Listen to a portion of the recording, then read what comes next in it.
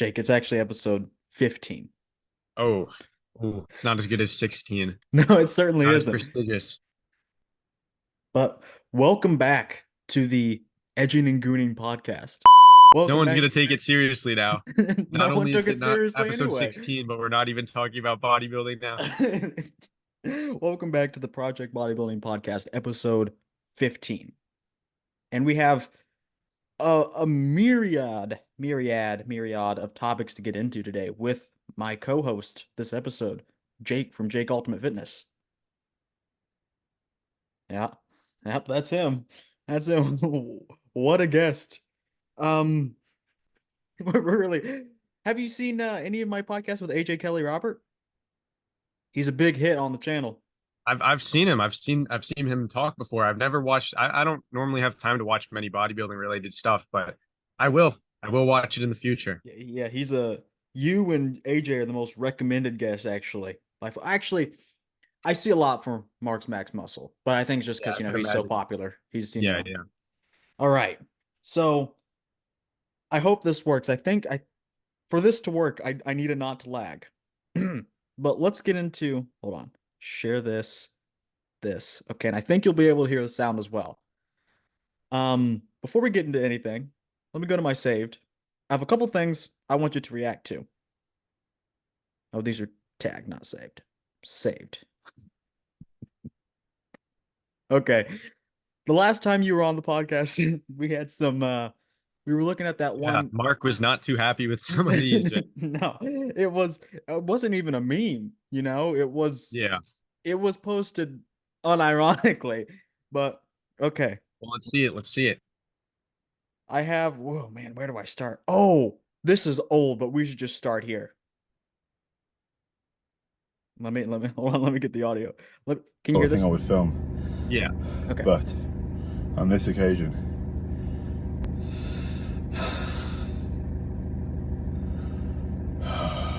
fuck,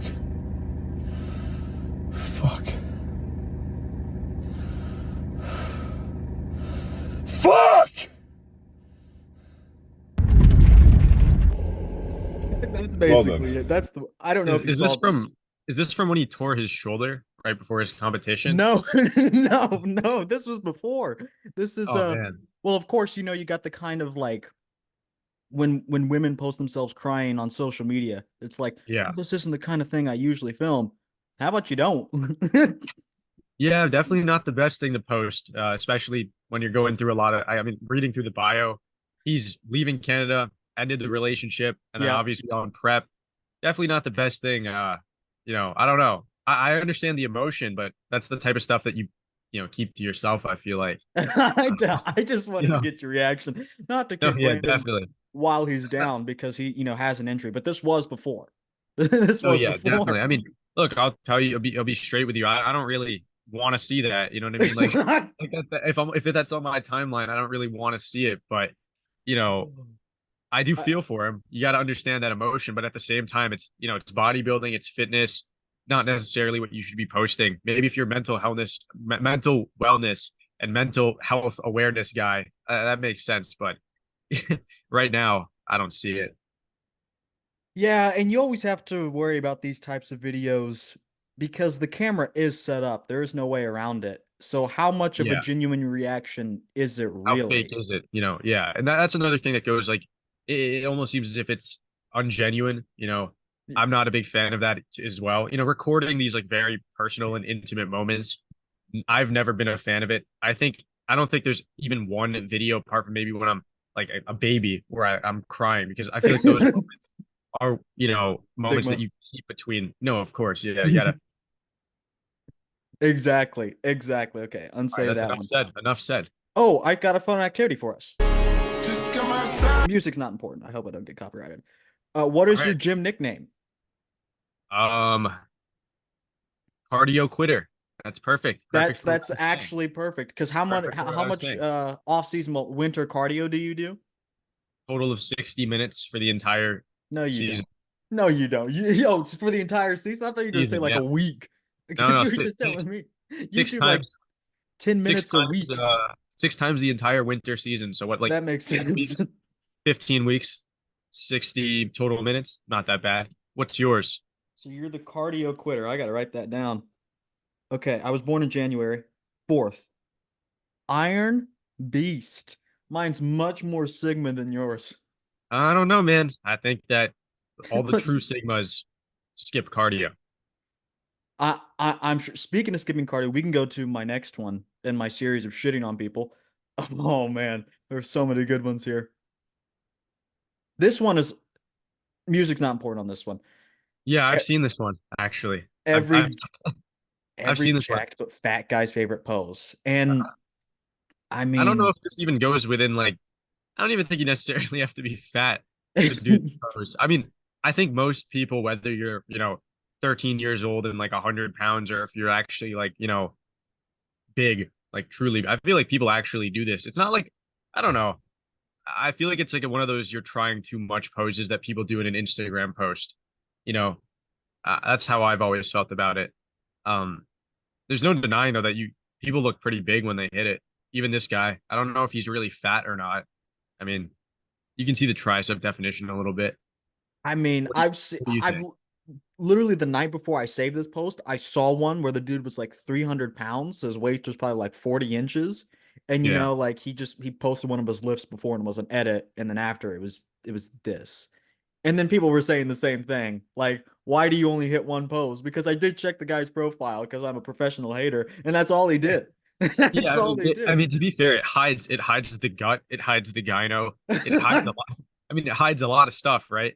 And It certainly does. like all the comments say, I mean, when you're fat, like, I have nothing against fat people, obviously, but when you are a little bit more portly and heavy set, Yeah, um, your arms are going to be bigger. And when you exactly. hit a pose like that, it's going to show off the triceps and biceps, fat and muscle.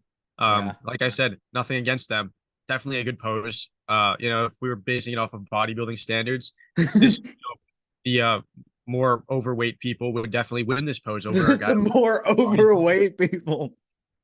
Well, I'm certainly not winning this pose against someone that's, 250, That's 300. yeah, like you I'm said, not going to win this. it makes the chest, Definitely. shoulders, arms region look a lot bigger. I just it's exactly I thought about saving the one I saw, but then I saw this one and then it explained Yeah. it even better.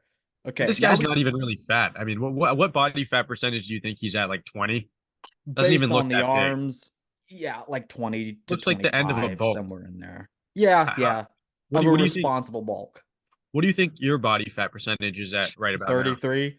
Really? Are you on a bulk? No, no, I no. was gonna say, It's man, you're going on the what high blood pressure bulk, man. The ending career bulk, oh, the death my bulk. blood pressure. I've gone into doctor's offices like twice in a year, but polar opposites of the year, and it will be completely different. Like my heart rate will be extremely low one time, and then my blood pressure another time is like extremely high. Yeah. That happens with me too. I've never been like nervous for anything at the doctor's for a while, but it's always just the blood pressure. I don't know. I'm just not a big fan of them wrapping the thing around my arm. So whenever I'm at the doctor's office and they take it, it's always like hospital level high. Like you gotta go. And then the second I take it when I'm Mm. at home, it's like normal range. It's just because I get super nervous for the blood pressure thing. And the doctors have just gotten used to it at this point, and I just take it when I get home and I just send it to them. Send a picture to them. It always plays out fine. Jeez. I have a good one for you here. I've been seeing so many of these. So many of these. Hold on. Hold on. Oh, it's just music. I definitely can't play this. Hold on. But how are we multimillionaires, mom? Your dad wasn't like the rest of them. I just want to break this down one by one.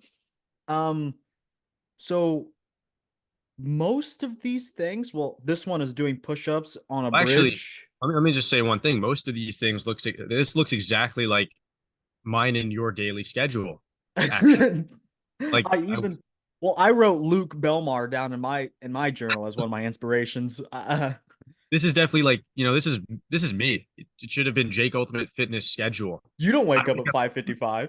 today. I woke up at 5:54, went down to the Hudson River and did my push-ups. Then I went to the field in Central Park and I shadow boxed. And then I went into a parking garage, did some jump rope and cardio. Then I wrote down my notes for my workout, made a YouTube video, went on the stock market, and then came here and it's only 12 or around 12:30. Still got a lot more to do. I Telling you, man, mean, got to be like it's me. I think some of these are in unironic, meaning some people believe like if they just do that, they'll be rich. And Oh, the thing 100%. Yeah. the thing I want to highlight here is three of these are physically bound. Like Yeah. respectfully, most CEOs are old and or overweight or extremely unhealthy because they dedicate all of their time to doing one thing. Yeah. Very rarely do you see CEOs in good health. That's why like Jeff Bezos made such a splash because most of them just don't care. I mean, yeah, that's like going from one extreme, to another, I guess. You have Yeah. like on this end, I mean, you have like guys like bodybuilders or whatever. That's one extreme of absolute fitness, but it's the same mentality of a guy like a CEO or something who has that drive and the passion for business and for money and stuff like that. There's different avenues you can put that passion into, but I think it's the same mindset. I don't know. With this here, this is like the Gen Z concept of what success is going to be like and how to get there. Exactly. I see a lot of people talking about cold showers, cold plunges, waking up really early, all these different things that are supposed to strengthen your mind and, build mental fortitude. I Yeah. think that what this is showing is like just that, like, doing push-ups in the morning, uh, outside in the cold is not going to make you any more money than if you were to do No. it, in a gym or just in your bedroom at 12 in the morning. Or But even not at all. yeah, yeah, exactly. I mean, three of these things, actually four of these things, don't even really play into making money, which would be waking up at, five. You don't need to wake up at 5:55 to make money. I mean, I wake up at like 11 or 12, And you're and then loaded. I make a YouTube video at like 4, and you still make money. Yeah. Now, granted, you can develop a mental strength that Sure. maybe you wouldn't have gotten if you didn't do this. Some people I think benefit from doing stuff like this, like the cold showers. Mhm. Some people don't intuitively have that mental strength. uh I'm not one of those people. I just had it. Some people just have that ability to lock in. Um but I think this is great for the people who need to build that. But then again, I mean, it's also like kind of cringy, over the overall like generalized idea that this is the plan to success. Stock trading or online business. And like Yeah. now personally, I do, the note taking and the journaling and stuff. I'm a big fan of that. I think Mhm. that that's really smart. I think that if you journal and you take down your notes and everything, it's cool to always look back on it. Like I started tracking my workouts, which is nice to make progress. But I don't know. I mean, what do you think about it? I mean, it kind of ties in. I don't know if you know the term gym cell. Not to be confused with Yeah, yeah, incel, gym cell. Someone that thinks just the gym is all they need. And in today's dating market, this is red pill, black pill me, whatever. You're gonna need more than just working out in the gym. It just is what it is. And a lot of people, I think this is kind of the same thing. Respectfully, going to the gym is pretty easy in the grand scheme of things. And if that is like on your path to get rich, it's like so far away from actually making your first $1 million that it almost like for most people it doesn't even matter. And I mean, I know a lot of people are like, no, the gym is my foundation. It could be, it certainly could be, but like it doesn't really matter. And I think most of these things, literally over half of them are gym related because that is the easiest thing. That is one of the easiest steps to make. yeah. No, I agree. Outside of I taking mean, a cold shower, it's one of the easiest steps to take on this self yeah. improvement journey. No, if anything, I think that I think the gym is easier than taking a cold shower in terms of like, it's not like inherently uncomfortable if you just do it right. Like if if you take your mind out of it and you just put your body into working out, you'll be fine. Like, sure, it hurts physically or whatever. But Yeah. for me, I know a lot of people talk about like as long as you're mentally strong, you can push through the workout. I don't even think about the workout. I just do it. Like you just go, you do it, you disregard what your mind is thinking about. Oh, this hurts, whatever. I just do it. And I think that although the gym has been the most consistent thing I've done Mhm. I guess for the last three-ish years, or just working out in general, like whether it be calisthenics and stuff, I think that it's definitely still the easiest thing that I do. Like out of all the things that I do. I mean, I just you literally go turn off your brain, move around some weights, Yeah, push hard, man. and that's it. Yeah. If anything, it's like the most enjoyable part of the day, even on the days that I don't want to go. Like I think I was talking to you about this earlier. I don't like working out during the summer because of how hot it gets and how bad the air conditioning and stuff is in my gym. Yeah. But honestly, it gives me something to do for an hour, and it makes me feel accomplished after. And it's relatively, easy in terms of like I'm not thinking, you're just doing. I don't know if you share that same opinion about it, but I mean, I may get clowned for this, but I think Alex Hormozy unironically has one of the best takes on this, where he's just like, you know how much better off you would be in your own business ventures if you just got up and instead of the fancy routines, you just did the thing you were trying to get rich from, whether it's, a product, not obviously stupid crypto bullshit or whatever, but like moving a product, things of like actual business, you don't have to be like, obviously I'm not talking about like hard labor because yeah, I no, mean, all this is to avoid hard labor and doing things like that, which respect to those guys, but this whole venture is about skipping that. Um, you don't need really any fancy routines. Like the best time I've done on YouTube, the time in my life where I've done the best things is where it's been the only thing I've done. yeah, And that's just a small example, but it's just like no, it's I just agree with you. Yeah, prioritizing, like get out of bed, literally just work on what you need to and like don't really think about too much else.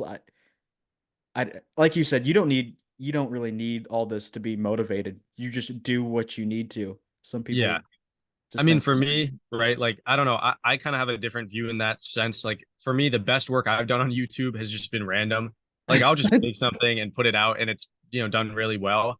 And when I try too hard, sometimes it doesn't pan out, and I don't get the gratification and the satisfaction that I want. So a lot of the time, I just take it as it goes. But I think what a lot of people forget about success in this world nowadays is that you need connections. You need to make yeah. connections in this world, and I mean, I'm fortunate enough to go to a college that has very good connections, right? But there's many different ways to find them. But just doing a routine like this, where you're isolating yourself and you're working for yourself, isn't going to get you the most connections. And that being said, you can make money as a solo operator, but I don't know, man. I think that you really need to build those, like what you're doing, right? Like with the bodybuilding stuff, you're reaching out to the people. That's something that not many people do, even in, Mhm. in whatever field they're doing. I don't do that, right? I don't really reach out to people because I don't really see it as much as a business or as much as a moneymaker thing, as much as I do just for fun. But if I was doing that, I would be reaching out left and right, to Yeah. like everyone. That's 100%. Any advice that I could give to anyone is that you need to make connections and you don't need to do something like this. Well, Uh, he's making money via the stock market, maybe crypto. Do you have money in crypto, Jake? no, I do I have do. some stock stuff, but that's Oh like yeah. more so. That's more. I mean, the stock market's all like that's more of like a hobby thing. Um, all of this stuff is just a hobby for me at the moment. I mean, I'm not even. I don't even have a real job yet. So it's like, Dude, bro, wake up before 6, shadow box in the field, and get to day trading, son. and then I'll be rich. I don't even have to do YouTube anymore. And then your mom, well, then your wife, which I mean, stock day traders don't have wives and kids. And then Um, this is exactly what it's. That's my family. That's my that's family. it. That's Exactly. what's gonna happen. You It- know, Oh man, I don't even know. why is this 24. kid wearing a suit jacket? Did you see that? I think that's the royal family, actually. I'm pretty I sure. don't think it is. Are I you don't sure think that it is. that's no way. They've got to be part of like the British royal family. They look too British to me. I don't know. But anyways, do you have another meme?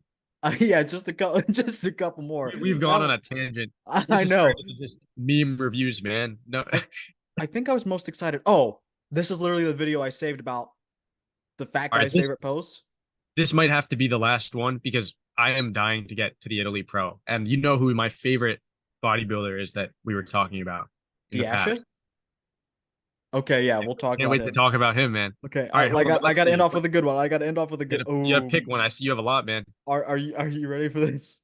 I'm ready, man. I've seen this guy too.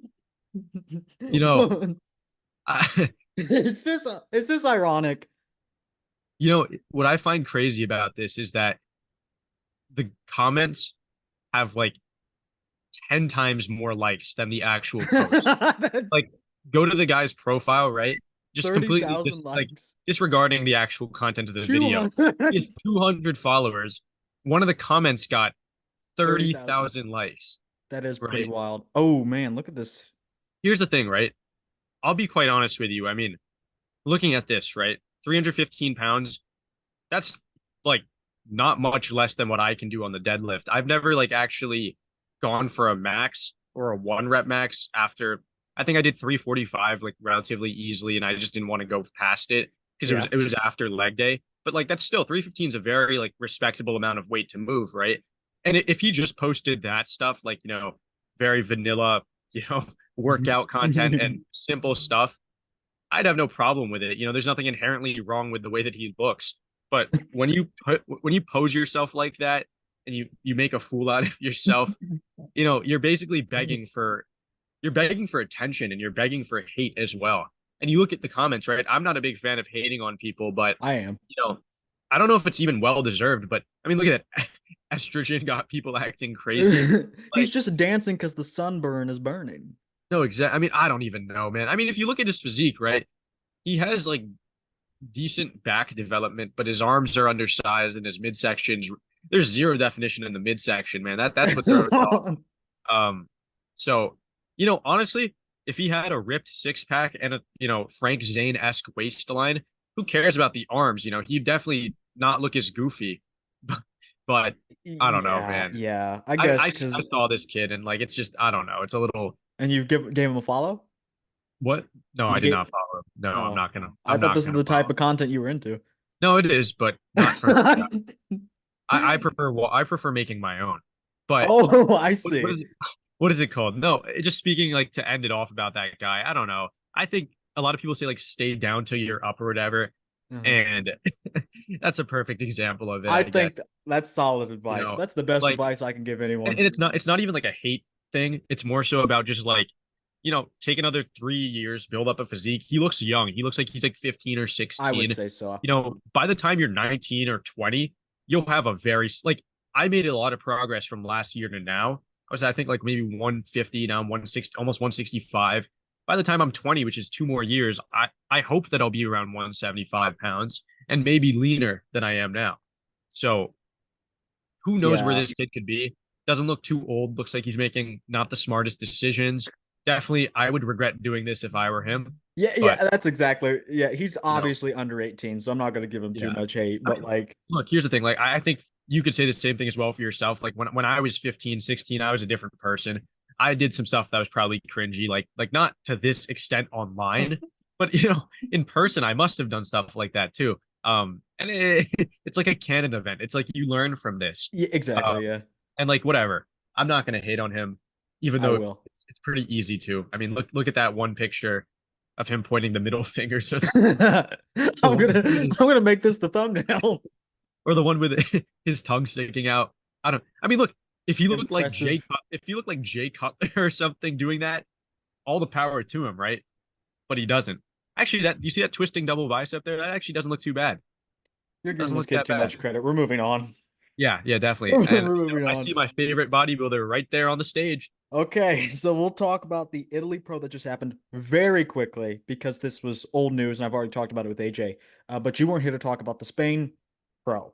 Yeah, I Let was me. not. Do you want to talk about that one quickly first? I want to get your opinion. They've already known mine, and even though I'm Yeah, like extremely late on it, I'm gonna have a recap, an analysis on it. But I'll pull up the yeah. top two I video just can't wait for the side Dubai bys. Pro, to be honest with you. That's That's the true. only one that I'm waiting for. All these other shows there, I was actually very excited for this William Bonac comeback, I but was too. these are all very, small shows in comparison to the Dubai Pro. I cannot wait for next Zillow. That's when I'm really going to be pumping out the content, man. I'm really like, I don't get excited to make videos too often unless it's like a really good fan request or Mhm. something like that. Because I've made all the videos that I feel like I've wanted to. Um, but Man, I'm really excited to cover about Nextzilla. He's one of my favorite guys, if not my favorite guy in the open right now. which is crazy to say. Okay, Um, stop the glazing. all right. So we're looking at this guy right here who gets glazed upon by many guys. Eh, Uh, I'm one of them. yeah, definitely. And I'm surprised because, you look at in my opinion, I thought William Bonac was your favorite guy, but He is. Not this one. this is the M Pro, right? Hmm. So we're looking at the Second place. should be winner in many people's eyes, Behrouz Tabani. Would you say And that? well, I made a video about it. I think I did. Uh, I wasn't too happy with the work that I put out though, so I think I deleted it. And I don't know, I just wasn't happy with it because I was like out of it completely. But speaking of Behrouz, actually I didn't delete the video actually. But speaking of it, I thought that, it was I think I said 4-4. Okay. Uh, so I had William winning both back poses. The Mhm. rear lat spread was very debatable, very debatable. But Oh yeah, yeah, yeah. I think Behrouz, from what I took away from it, he had the best aesthetics on that stage, the best shape. Even with undersized quad sweep, they were fine. I mean, even here, right? They look fine. It's Yeah, definitely a genetic thing with the insertions. The quad outer sweep doesn't insert as high up as a guy like William, or a guy exactly. like, Yeah. for instance, like a big drastic difference would be like Ronnie Coleman. His went all the way from the knee all the way up to the hip. Whereas Yes. Behrouz, you can see it ends about maybe 5, 6, 7 inches from his waist, and that's not necessarily a good thing when you're trying to put on. It's like a Nick Walker almost, Yeah, but with their legs are elongated. big overall, but proportionally, there's not Yeah, sweep. they're, They're developed, but they're not the just sweep. not. They're not the most shapely. That's because you Sure. look at it from behind, right? And I definitely think it's a posing thing too. I heard a lot of people saying that, especially at the Italy Pro, that he was posing his legs differently when he was winning, right? When he won, when he was receiving the awards, he was posing differently, which accentuated his quad sweep. So maybe he can fix that because number one thing that I noticed about him as well was that his posing, especially at the M Pro, was not very good. I thought that it was almost amateur like compared to Bonac. Same with Crizo, but that's beyond the point because he was third. Um, I don't know. He wasn't holding his waist in, especially in the side shots. If you look at the video, I think that was the biggest problem with him in the Yeah. side shots specifically. Whereas Bonac kept it very tight and controlled. That was also, Bonac was knocked on that. Um, there's the last two showings that his waist was getting bigger, that it wasn't as tight nor as defined. So here he was making sure to keep it really controlled. Maybe not the most controlled, not like Andrew Jacked on stage, but definitely enough and more than Behrouz. But I don't know. It's definitely a close one because Bonac had too many flaws in my opinion. Um, I'd Behrouz agree. had basically zero muscular injuries, uh, superior proportions, even considering the legs. And he had, arguably better arms from a size standpoint, not, insertions and fullness and stuff, but Sure. I don't know. William was more detailed. He had deeper, more intricate, finer separation, especially in the legs, and in the back, in my opinion. Behrouz was drier, but he almost reminded me of like a Dorian Yates in that sense, that where Dorian didn't always have the most intricate detail, but he Hmm. had that grainy conditioning. Yeah. Whereas Bonac reminded me of Ronnie Coleman, where he had that very thin skin, fresh look to his muscularity. And I think that that's what the judges preferred. Um, you know, I don't know though. I mean, Bonac with those lumps in the glutes from the injection points, and then obviously the torn left lat and the downsized arms.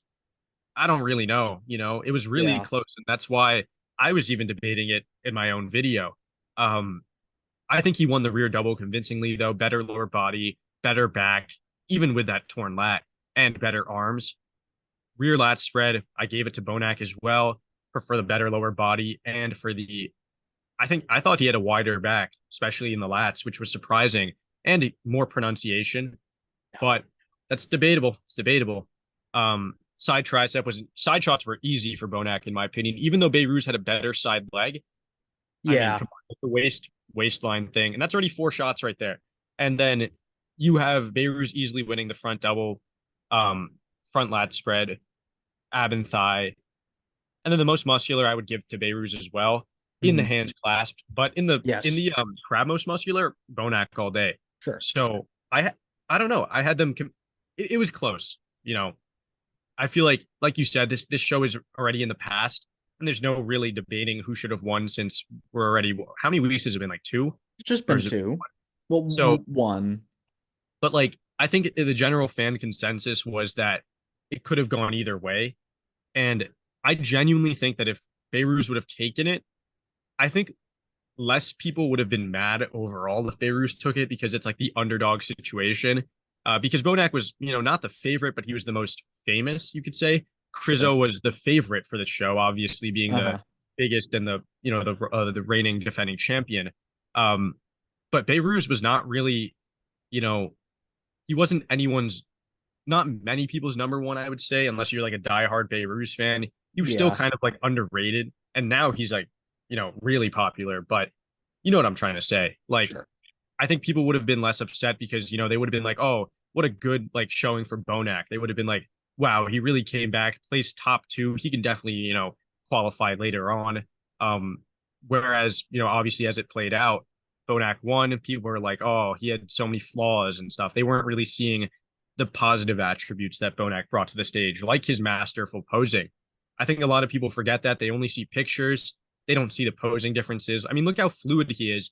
And you look at Behrouz like shaking his butt in the rear lat spread, Yeah, doing like the yeah, Ronnie Coleman. It's all this stuff that's very, in my opinion, unprofessional and yeah. unartistic when it Amateur. comes to posing. Yeah, exactly. And Bonac, I mean, look at him, right? This HD quality footage shows you how good he was. Um, his midsection doesn't even look that bad, right? In a majority of these poses, he looks very good, albeit undersized, but very honestly, I'd go as far as to say he looks rather aesthetic in some of those more, artistic poses. Um, but We're done here. yeah, we're done. Yeah, We're I think we're done. After yeah. that, after that, we're done. We're I'm done. surprised you don't agree with me on that. No, Bonac, look, I'm a Bonac lover, right? He's my father.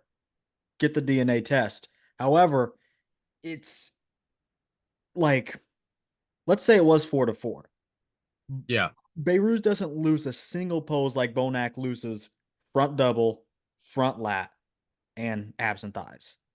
Like, to me, it's just like, so what? You cobbled together a win, and I only had him winning one back post, the rear double. So Yeah. what? You have him winning by not the biggest margin. I would say it's clearer, not like a slam dunk. The rear double and the side shots, I would say Beirut still held up, but it's just Bonac was just Behrouz had the very good. size, but Exactly, yeah, and even that held him I there. I don't know, man. I feel like there's so many other factors apart from just the four poses, like the shakiness on stage, Hmm. the details and stuff like that. Like it's also about the way that Bonac, it, you could have, in my opinion, you could have a 2006 Ronnie Coleman with all those flaws, right? I think he would still beat, like, in my opinion, he would beat like a 20. I think he would beat a 20. I don't know. I was gonna say 2017 Phil Heath, but that's hard. I That's mean, pushing it. 2017, yeah, 2017 Phil Heath had top tier conditioning. I think that, yeah, Ronnie Coleman 2006 would beat, like, let's say a 2000 and God, this 15. is so hard. This is no 15. Have you seen 2015 Phil Heath? Maybe am I thinking 14? Yeah, 14. That waist was pretty bad. But 15, that Phil Heath 15 was one of the best in my opinion. Mm. Almost near that 2011 like waist. Very impressive Phil Heath. Underrated. I was gonna say more so like maybe a 2020 Big Grammy. Maybe even like a 2022 Hadi Chupin, right? Like not at his best, but it's still like a legend of the sport. Now, Mhm. obviously Bonac is not at that level, but just a comparison to think about. I want to highlight an interesting point. This is the last point about the M Pro. So I feel as though the reason I'm hung up on this, I think, is perhaps the judging standard seems to go one way and then another way. For Yeah. example, if I'm thinking just primarily 2023. Who won the Arnold Classic? Samson Dowda with the perfect score. Nick outmuscled him pound for pound. He out completenessed him. He out conditioned him. But Samson was like good enough in these aspects, but clearly won the shape. He won the Arnold Classic. And then at the 2023 Olympia, Hadi was the more complete guy, top to bottom, back to front. But Derek had slightly better shape and maybe like a rear double, to really send that home. And Yeah. both decisions I didn't agree with. But then I saw the decision to move to the more aesthetic realm that they were making. So I was like, okay. But then we have decisions like the New York Pro, which I agree with, and then this show, and it's kind of like the opposite of what happened at the Olympia and the Arnold. Do you see what I'm saying? No, I agree. Yeah. I mean, then again, different not federation, but different judges, stuff like that. Like that's another thing. Like, since the judging panel is not the same for the, like, in my opinion, I think the best way to make things standardized would be to have the same judging panel for an entire year, go to every single show, which I know is very difficult to do. You can't do that Mm-hmm. because there are shows that happen on the same day, stuff like that. But I think that that would be the only way to truly standardize the judging, right? You have the same every year, you have the IFBB put together a panel of judges, and maybe you keep one head judge for 3 years, something like that, right? Mm-hmm. And then, you have a very constant thing, and they're always explaining what's going on. It's very hard to know what the judges are looking for on any given day because had the judges been different, maybe Behrouz would have won, I right? think so. I It's, think it's so. exactly the same thing as last year at the what's the show where Regan Grimes beat a really good Nathan Diasha. It was Europa. very, very, yeah, so that show, right? The Europa. You look at that, and had the judges been different, they might have gone with the less shapely, but obviously clearly more complete and more conditioned Nathan. Mm-hmm. There's no denying that Regan was very aesthetic. He had the better structure by far in that waist, especially, but he wasn't as conditioned. It's like a Samson versus Nick debate again at the 2023 Arnold Classic. So, who knows where the judges are going with this one. I saw it as a William Bonac win very, very, very slightly. Like, honestly, like a hair's length. Nothing crazy. But Yeah. I don't I would have been, necessarily agree. I don't necessarily disagree, I guess, if I had been going into this expecting something a little different based on yeah, my no, own yeah. knowledge. I mean, I think that William surprised a lot of people, Yeah. which is like, if we knew exactly what to expect, like, and it's kind of crazy saying that because he gave us physique updates almost every day. I thought And they so, looked like shit. no, I'm gonna I be did too. honest. I I thought they did looked too. awful. And a lot of people thought that he was going to be like, third at best, right? Yeah, that's what I said. So I think that, like, although we knew exactly what he was going to look like, or at least we thought we did, Yeah. um, and we had him really low in the placings, and I think that the shock factor and obviously him being a legend and him coming back, this is his return. I think all that hype kind of masked a lot of that like hate, you could say, for Hmm. William Bonac. If William had competed, let's say, a week before and then came looking like this and then beat Behrouz, maybe there would have been a lot more uproar, right? If this was his second show and it was that close. But who knows, right? I think it's in the past. Bonac looked great. Behrouz looked great. Very close show. I believe Behrouz won it. I mean, sorry, I believe that Bonac won it. You believe Behrouz won it. A lot of debate, but it's in the past. And thankfully, both of them have their qualification now. So Yeah. And that it's, brings us to the Italy Pro. Let's go over the results since neither of us watched it, and I yeah. No, sorry. I did keep up with some of the like I kept up with the top two. I have who was it? Amir who placed third. I don't even Yes. know who placed fourth. Justin Musil. I've never heard of Anthony Gel. He placed fifth last weekend. These are guys, it's basically like a repeat of last weekend plus Mhm. Amir and Nathan. Um, Yeah, I have no clue who anyone below sixth is because I know Christian. I don't know Justin or Anthony. I've I'm roughly very vaguely familiar with Amir. Uh I'm not the biggest fan of Nathan, and I'm also really? not the biggest fan of Behrouz, but I obviously know both of them.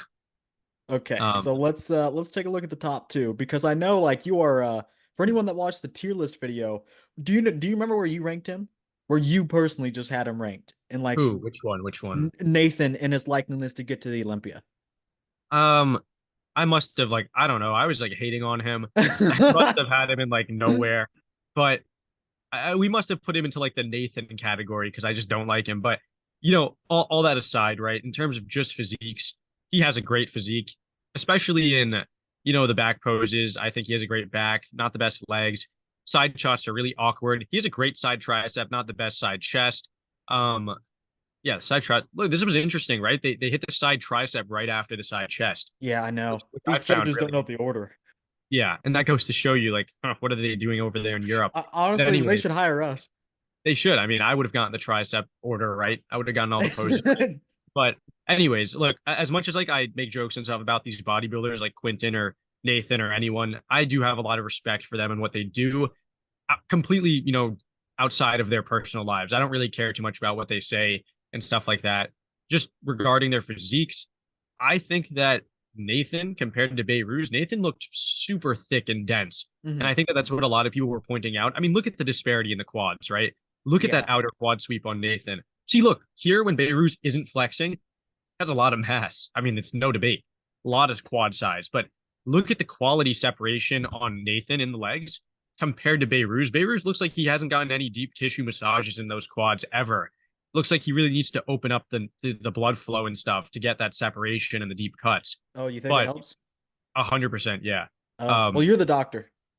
no, well, I mean, like just looking at the difference from any of like the top bodybuilders. I mean, there's a reason why all of the majority of the legends in the sport would get these deep tissue massages hours before the show, right? They would have their massage therapist in the room with them, and they would do like if you watch any of the Battle for Olympia shows or videos online, you can see a lot of them, especially I know Jay Cutler did it a lot, Ronnie did it a lot, definitely during the 2000s era.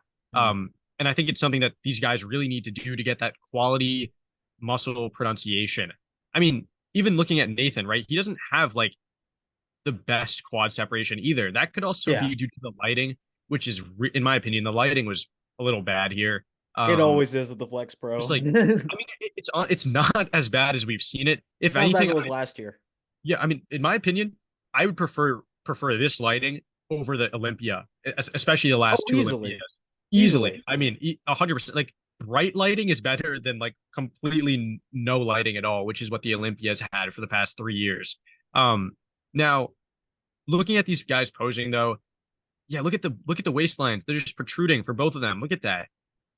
Oh my God. Behrouz really can't control his. Nathan is not much better. Neither of them have the best tricep. Mhm. Um, yeah, I don't know. Back poses are interesting though, since Behrouz smokes Nathan in the lower body. I mean, look at those deep cuts and everything. Backs are close. Yeah, Um, yeah. I just saw a lot of people saying that Nathan like won the rear double, and I'm not gonna say he didn't. I had But Behrouz winning both back poses I solely definitely because did a of the double legs. take. When I was reading Yeah, those comments, I was like, I really, mean, really, they did? Behrouz, Nathan's beating Behrouz in the arms easily, and the backs are very close. But look at the high lats on Nathan, that empty Yeah. space in that lower back due to that elongated torso. So many flaws, in my opinion. Behrouz looks more complete. Hmm. He looks, more conditioned, and he looks super massive in the lower body. I mean, look at the adductors for Behrouz versus Nathan, that like Exactly. Yeah. gap area. You can see that Behrouz looks twice as filled out in the bottom half. Just, I don't know, what Nathan does to Behrouz in the front, Behrouz does to Nathan in the back with those legs, and it's just game over. I feel like. I mean, Behrouz looks grainy, and he looks solid overall. So yeah, both back poses I would give to Behrouz pretty convincingly. Um, just because of the lower body advantage, which is interesting. It's like a Nick Walker situation. And then Yeah. from bro, the ebb and thigh is not a good pose for either one of them. Now it's not because they don't have good silhouettes or anything. They both do. For Nathan, even though he has, I think I talked about this, he has genetically superior abs, but they aren't as developed or cut. Hmm. And man, those obliques are really killing him. You can practice with posing to get those obliques to go more flush. You can pull up like, you know what I mean? You can pull up, pose them differently. Yeah. He's crunching And by down a little pulling up, hard. yeah, in my opinion, if you have a wider set of obliques, you never crunch down. You got to hit it like Behrouz and pull up on the abs Hmm. to bring those obliques up and make them more streamlined. Nathan would have, in my opinion, a much better ab and thigh and would win the shot because he has similar detail to Behrouz if you look really closely at the Yeah. serratus and stuff. Um, better disregarding the obliques again, he has a better midsection. Um, and the quads are obviously better, and the V taper is Well, yeah. comparable, even though Behrouz does have the lats by a lot. Mhm. Another thing to notice too is that it looks like Behrouz is standing a considerable amount further, or Nathan is crunching and like curving his Backwards. body. Yeah, Yeah, yeah. I don't know. I mean, there was not this much difference in height. Um, No, they changed a lot. Like I put these photos together, and they would change height all the time, like between yeah, they would. photos. Behrouz, if you look at the most muscular, I don't know if it's in this video in terms of like the positioning, but Behrouz was standing considerably closer to the camera. He looked twice as big in the arms and the legs and everything, which is just not. Yeah, look at that. Look, he stepped so far forward, and it makes it almost impossible to accurately judge when Behrouz's head looks like it could go over Nathan's, right? Like, Mhm. I don't know. It's interesting. They weren't calling them to go back.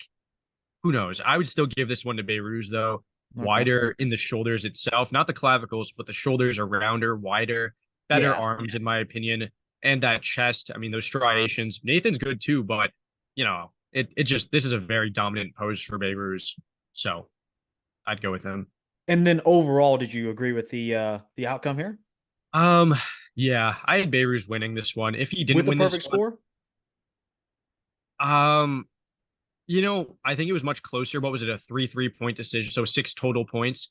I think that it was I thought that it was closer. It could have been a one Yeah. point decision, like, I one think so point in too. the finals, 1 point in the prejudging. Because Nathan, all things considered, although I might be a D1 Nathan hater, I think he looked really good. I think he looked great.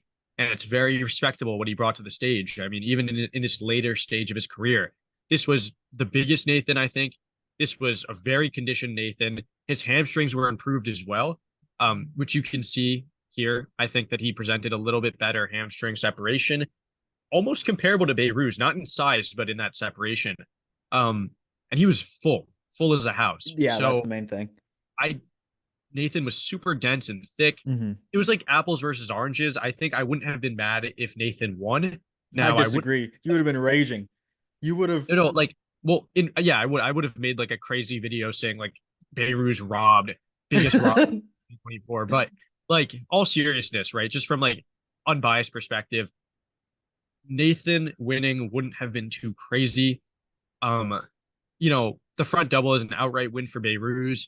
So is the oh, I just got a text that I think do you watch soccer? No, Oh, today's the I think I in like the Euros, women. I think it's like Portugal versus something else. But Portugal, who plays for Portugal? Come on, you got to know this. It's like one of the Uh, there's two really Ronaldo. famous. Yeah, Ronaldo. Yep, and they're going to be playing today. I'm very excited to watch that. It's at 2 p.m. today on channel 400 for any of the viewers. I guess they're going to be seeing this like days later. Probably, yeah, But probably like later but today. but But if yeah, they're they if they're may still seeing be this, able to catch it. well, if they're seeing this, comment down below who won the game. Whoever comments it first will get free $500 from Dylan. All right, Free but $500. I or think that's or free illegal. You can't just say that. free Like, $500 or work out with Jake Ultimate Fitness. You can choose down below. But anyways, looking at these two, the last thing I'll say is that it would have been more controversial if Nathan won. I yeah, I think think Babe so. was fresher. Obviously, he's younger, way more aesthetic. Sure, he was undersized in the quads, and sure, he, wasn't the best poser, but neither was Nathan. Nathan was very confident on stage. He brought a very confident energy. Behrouz didn't. But, look at the shaking, right? But then Exactly, again, yeah. look at the bubble guts. I mean, they're not bubble guts. Yeah, they're just a No, little, they're just loose, you know. yeah, and oh my God, I'm not a big Behrouz needs to fix his posing, man. Like he Nathan does some things wrong too. Like I'll pull one of them up. Hitting the no, front I double mean, like this, yeah, oh, 100%. he has the Nathan, advantage of this being like down, but he like he does like basically most muscular with his arms where we can see the top yeah, down view of his bicep. yeah, I hate Nathan, that.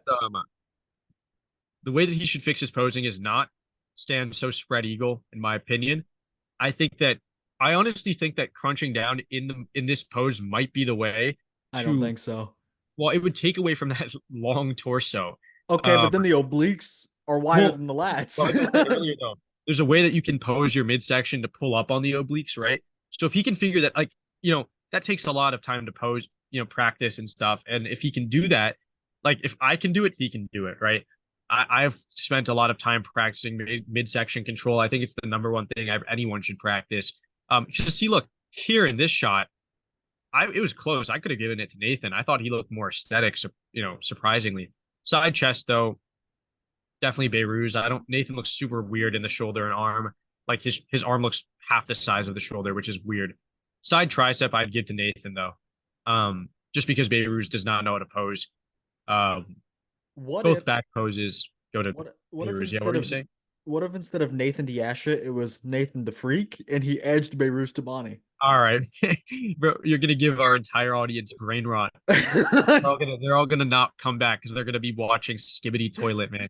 You're gonna get them on that. Do you Oh have man, little brothers and sisters? yeah, I have a little brother. Do you have He, anyone that's like Skibbity Toilet age? yeah, I have cousins. And do they You know, watch Skibbity Toilet? yeah, no, I don't know about Skibbity. I've seen, trust me, I've seen what they watch. They're watching. You know about like queso. Have you heard about queso? Yeah, Like yeah, the I don't know. Do kids watch queso? my brother. Well, my brother's not really a kid. He's 14, but I mean, he's a kid to me. He watches Oh. queso. A lot of these kids watch like this brain rot. Like I met my brother's friends. I went to like one of his like plays or whatever at his school, and we had to pick him up from his classroom, and all of his friends were like just speaking in brain rot. It was the funniest. Like, and I remember being a kid too. We had our brain rot as well, right? We had like, do you ever watch like what was that stuff? Like there was so much stuff. Like there was like a banana saying peanut butter jelly time. I don't know if you remember that. I think that's at the Um, tail end of Millennial Core. yeah, yeah. I mean, there was a lot of like stuff that I can't even like really. Do you remember like the I like trains stuff? I forgot what that was called. Yeah, Like, no, the fact that I don't know what these things are. I think the brain rot is worse now. yeah, no, Accepted, definitely. Jake. When I were think when it's were the dopamine. what year were you born? Oh, 03. Oh, three. You really don't know what I'm talking about? It's crazy. Wow, you're not I an know OG. yeah, I'm not Not an OG, retarded. man. 1994, man. 1994. I know all this stuff. Yeah, okay. Okay, Yep. bro. Yep, man. Okay, bro. I still remember all the events that happened back in the day. Have you ever said bruv unironically? No, no, no. I think I said like bro. Said that before. I had one friend that would always say that, but I don't think I've ever said that. Same with you remember dabbing? I never did that. I never I understood thought that. that was solely a joke. Like no one actually did that for real. No, people actually did it. Oh. Yeah, I had friends that did. I didn't judge them. I don't really care. But see, look at Behrouz's quads. Wait, go back to that picture of him with his This? coach. No, no, look, he's not flexing them there. Look, It's not his keep on coach. going, keep on going, keep on going. Oh. Look at that. Look at his. Imagine if he posed the front double with Yeah, a imagine. like that. Like imagine he twisted a little bit like that, kind of like a, I don't know, That'd like look a really good. classic S. Look Yeah. at the outer quad sweep there. Look at how full it looks, and look at if he posed like that. Also, here go back to the one where he's like falling down. Um, something else that I noticed about this, The his guy. midsection looks twice as good as it did in the ab and thigh. I don't like. Do you see that? His abs don't look something about it looks like he has a six pack rather than a misshapen four pack. I'm telling you, he can fix his posing. I know he Yeah. can.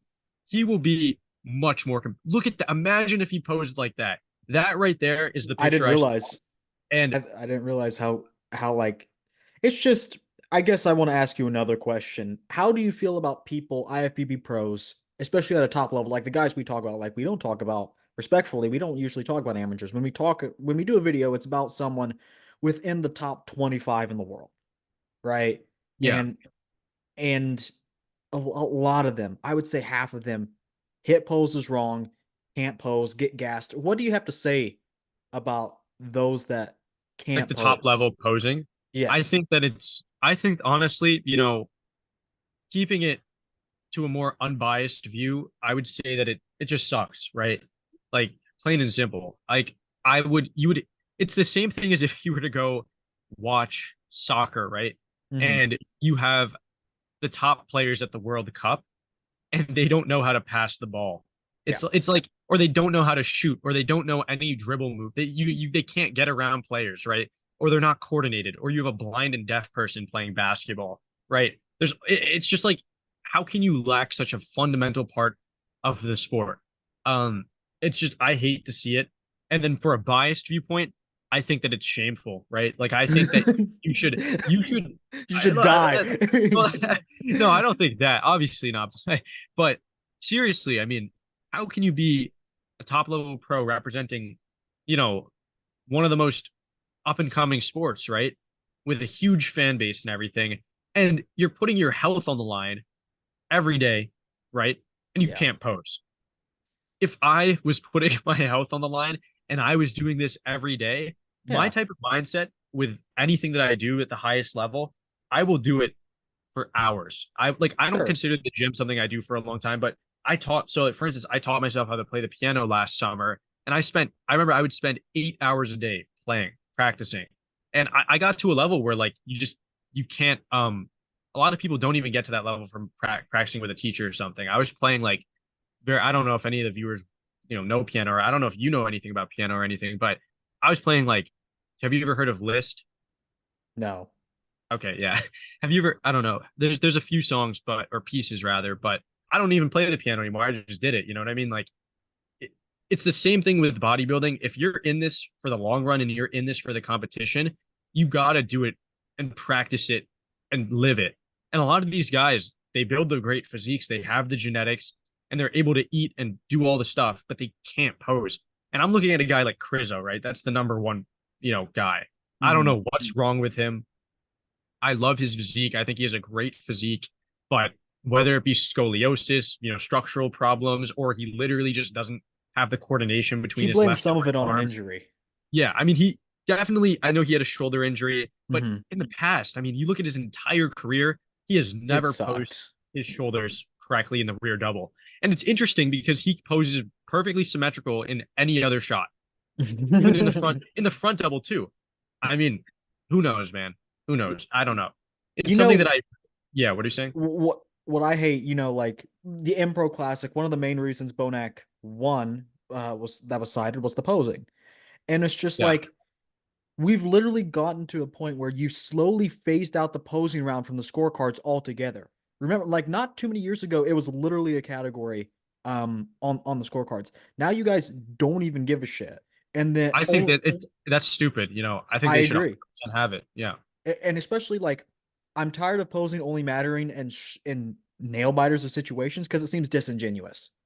yeah. It seems like you're just kind of It's pulling that out of unfair. your ass. Exactly. It's unfair. I mean, 100%. As much as I loved Bonak's posing, and as much as you could tell that he was posing better, if it's not scored, it should have no factor. And it's impossible to not have a factor in it if it's clearly something you're looking at, and therefore it Exactly. should be judged, right? Like If you can judge the mandatories, you can judge an open routine. exactly. And here's the thing, right? I completely understand the standpoint of like Bonak was posing better in the mandatories, right? And that's fair to be judged. But he was also posing far better in his posing routine, which I think how can you just overlook that? How does that not get into the heads of the judges, right? And it should be scored not only to appreciate it, but to be Hmm. fair to the other competitors and give a reason behind why they won. An objective reason, not just a subjective one, right? Because Exactly. if you're just claiming that it's better, I can sit here all day and claim that he posed better, but subjectively, someone else could say they preferred Behrouz's more, fast and twitchy posing, which is perfectly respectable. But if you have a judge in a scorecard saying that Bonak posed better, then my argument stands and is proven, right? So I don't know. That's just another thing. I don't think much about it because I I only look do. at the mandatory poses. But when it's so close, the transitions are something I look at. Sure. I rarely take into account the posing routines nowadays just because of how little emphasis there is placed on it. But it's definitely important. And I would love to see like a resurgence in the judging with that. Um, definitely. It literally, like I said, a couple years ago, it was literally on the scorecard. And then without warning, they just stopped scoring it. And then the column just slowly got taken off for most of these top shows. And then it never was talked about again. Like, Yeah. I I mean, just, you see like this getting taken away out of the sport too in terms of the posing routines. You have a lot of these up and coming bodybuilders who don't know how to pose right. The only person I can really think of in the recent times who's up and coming that's a really good poser who's young, which is surprising to say, right? But I know mhm. Rubio Mascara Nextzilla, he actually was very good at holding his poses, very good at keeping everything controlled. Same with Andrew, but Andrew also is almost from another era, right? He's been bodybuilding for a while, and he's Yeah. also almost 40.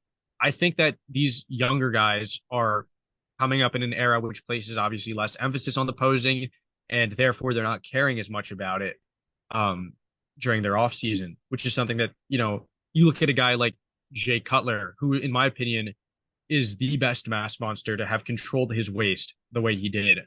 He would practice midsection control every day, train core every day, making sure that his abs were always on point. That's something that some of these guys might not be thinking about now. And it's unfortunate to say the least. Like I said, it's just if you can score part of the posing, you can score all of it. It's one and the same. And I don't know whether it's laziness or whatnot, but they weren't score I to be fair, they weren't scoring it right when it was on the scorecard. Usually the placings would just follow. Like if you were leading at prejudging and finals, then you most likely let it on the posing round. But Yeah, so they got lazy even when they had it in there. But I think it'd just be a nice way, maybe not even like maybe make it so it can't necessarily hurt you the actual posing round, but make yeah. it an opportunity to score some bonus points, like up to 3 points. Yeah, I think, I was just thinking about it too just now. A big reason why bodybuilding isn't 100% mainstream, the same way that any other American sports are. In America specifically, I know that this is not the case in other areas. Like I know many other countries, especially in Europe and Asia, love bodybuilding, right? But in America, the reason it's not mainstream, and arguably this is the most important country for bodybuilding to become mainstream in, is because the judging is so off, right? Like if the judging was easier to understand for the average viewer, like I have a lot of friends that aren't into bodybuilding, but they are always, interested in what I do. And nobody can tell the difference between Behrouz Tabani or Nathan Diasha. And Yeah, even for me and you, right? When it's so close, it's even hard for us to discern the details and stuff. But we do, and we're able to do it because, this is basically what we because do we're now. professionals. But yeah, but the thing is, like, the average person can tell the difference between, you know, a good and bad soccer play or a Yeah, good and bad basketball shot, it's right? objective. Yeah, like it's very, yeah. In this, it's like, I think the number one way to get this mainstream is if you fix the judging. If you, like I said, the standardized judging panel, stuff like that, right? If you make things very clear cut and very obvious to what they want to see and what they're looking for, if you break down, this is what we want to happen, all that, then it's going to be easy for people to get into it. As it is, though, the judging is not where it should be, in my opinion. Yeah, They need to hire me personally. I think that they need to hire. I should be the head judge. Replace Steve Weinberger for me. I live in New York too. I can that's take perfect. I, I could take over his position. But all seriousness, I just think that there's a lot of things that need to be fixed in order for this sport to progress. Is my opinion though. I want to get your opinion. I think I have two more quick topics to get into. I don't want to stay on this one for too long because I've been saying I'm going to make a full video about it because it needs one and I'm ready to start shit. I really am. Yeah, Live streaming. You yourself are a casual fan, a self-described casual fan. That's not me. I would say you're a little more than a casual fan if you make videos, obviously, but yeah, yeah. you're a self-described casual fan. What is the maximum you would pay for a bodybuilding live stream of a standard pro show? Let's say somewhere in between the M Pro and what's the weakest show we've had? Toronto so far. Somewhere in Yeah. between there. What's the most you'd pay for a standard pro show? I would pay. Well, there's a few factors you have to think about, the quality of the live stream, stuff like that. If it was like Gilco Productions doing the live stream, Let's say it's not. all right. If it's not, if it's like 1080p and it's not like the best camera or light, it all okay. I'd say $20. Just Here's, flat I out. guess, here's the better question because I know you. Would you even consider paying for it at all? No, I don't think there's ever been a time where I've thought to myself like I'm gonna pay for a live stream because the Arnold Classic, not only was the live stream free, but I was there. I would pay to go to a show, because the ambiance and the environment, that's Sure. what I'm going there for. Being in the seats is completely different from being at home watching the live stream. Mhm. Why do that when I can like who are like Fernando Arroyo, I can just look at his Instagram page and Yeah. find things I want, right? Almost instantly. There's tons of Instagram people out there who do these updates instantly. Yes. And I'm not the type of person who needs instant gratification. even I'm very good at restraining myself, right? Like holding myself back from buying Edging. things. Right? Okay, man, that's crazy. But no, no, but I'm good at like holding myself back from buying things, right? For instance, so when it comes to like the live stream, I don't need to just see it right away. I don't need to like buy it. I don't need to know exactly what's going to happen. Now, if my job, you could say, depended on it, then yeah. Now, Okay, yeah. an interesting thing is that I've spent money. I've never spent money on a live stream, but I've spent money on old um GMV bodybuilding Okay. shows. Yeah. If you look back in time, there's some of these shows are nowhere on the internet, right? Yes, that's Just true. nowhere on the internet. And I'll buy them. Now you can get copyrighted for putting video in your thing. I don't think you can get copyrighted for putting pictures, and that's what I've done. Or I'll use like, 1 second, and hopefully they're not watching this because then they'll probably look through my videos and strike them down. But you know, you can find all these old shows that no one's ever seen before. And a lot of them don't even have any pictures out there on any of these sites. And that's one of my most favorite things to do. You spend like 5, 10 bucks, you get 90 minutes of an entire show, and then boom. Okay. Um, Let's say would you ever spend, and this is the actual price, $45 on the Toronto Pro? no, no. Have you bought well, I guess you haven't because well, have you ever watched the Olympia live stream when they were free? Not when they were free. I mean, I've always watched them for free, but I've never watched them when they were guaranteed for free. Like, Okay. yeah, Um, I've found I have my ways to watch the Olympia for free though. ex I mean, not to make light of actual crimes, but that is where a lot of people are at with anything when it comes to streaming, not just bodybuilding, but it's just like if I can Movies, go everything. if I can go through like slight lengths to just pirate it, why wouldn't I just do that instead of spending so much? Like it's one thing if it's 5, 10, maybe even 20 for some consumers, but if it's a lot, then the links are going to be like, did you spend $45 on the way to pirate this DVD or this Yeah. live stream? You Probably know, not. what I'm thinking about with this, live stream stuff is that the IFBB as an organization should stand like, and this is another thing, right? It goes along with the judging. The live streams should be standardized by one company or, regional companies, but that are hired by the IFBB. That's exactly what I said. The Maybe live you were stream, on the stream where I said that. I don't think I was there, but the live stream should be free. And I know that's hard to say, but if you look at like just a general business strategy, right? You give the consumers what they want for free. This would, because look, like you said, pirating stuff, why buy it when you can pirate it? But if the live stream is free, they can make money elsewhere in areas that you Run can't ads on it. stuff, right? Exactly. You can have people sponsor it. Yeah, Like we the always Arnold hear about did. why are the banners so crowded? Well, we need the sponsors. Put them on the live stream. Like, bro, they all have Exactly. commercials. I see Yeah. Redcon on the way to watch a regular video. Like, Yeah. And here's the thing, right? Like, that's what I'm saying. Like you can just put ads during there's tons of times where you can put ads, right? You can run them through ads during breaks. You can even potentially, this might not sound too good, but you could lengthen the in between times between the categories, right? To run more ads.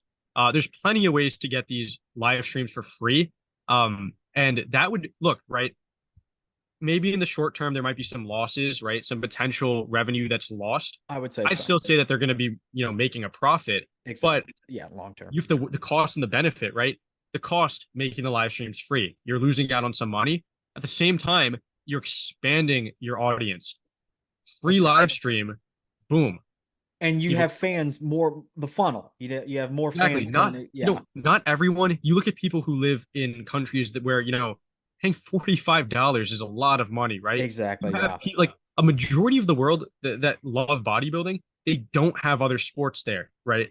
I'm looking at countries in like rural Asia or even Africa or the Middle East where they don't have basketball, football, all these others, even soccer, right? A lot of these places don't have a professional soccer league or a top tier league, and they look for bodybuilding. This is one of the most well-known sports outside of America, and like you could say the first world. I know that's not like a proper term, but um and $45, to be quite frank, is a It's lot. It's steep. just a lot of Yeah. money. That that can be someone's weekly wage, and no one Quite has time literally. for that. But if you make it free, you have all these people watching it. You have all these people, and then you have people who want to get into the sport. You have more people wanting to do sponsors because you have so many people watching. Exactly, And yeah. another way to do it too is like put it on TV. I mean, Man, broadcasters I pay for this wish. stuff. Like, but that's what I'm saying. Imagine this was on ESPN. Imagine this stuff was on, just everywhere. I mean, look back at 2004, right? The Olympia. It That was used to one of be, the yeah. most broadcasted Olympias, right? I think it might have been on ESPN. I don't know what it was on, Some of them but used to be. Some of the shows, and not even just I, the Olympia, I believe. that's what I'm saying. That would be great. I don't know why they're not doing that. The Olympia 2004, I think that was the most what's the word? It was the most like promoted Olympia, Mm. like in terms of the public. They had a huge billboard in Times Square. They had advertisements all over the buses in New York City. Everyone knew about it, and even if you weren't a fan, you saw it. You saw it on Sure. your way to work. That's what bodybuilding should be. I mean, this is a freaky sport. This is something that people don't see all the time. Anyone can, play basketball. Anyone can play soccer. I can play soccer. I can play any of these sports. I don't have that doesn't mean I have the genetics for bodybuilding, right? Yeah.